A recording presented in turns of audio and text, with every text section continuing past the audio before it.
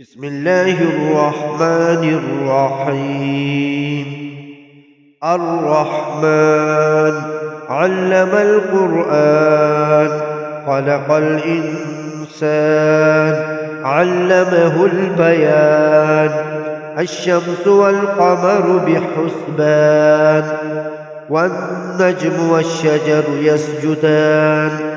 والسماء رفعها ووضع الميزان، ألا تطغوا في الميزان، وأقيموا الوزن بالقسط ولا تخسروا الميزان.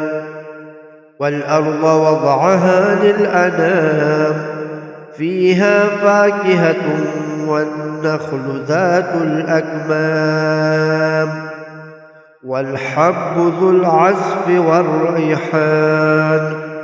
فبأي آلاء ربكما تكذبان؟ خلق الإنسان من صلصال كالفخار، وخلق الجان من مارج من نار. فبأي آلاء ربكما تكذبان؟ رب المشرقين ورب المغربين. فبأي آلاء ربكما تكذبان؟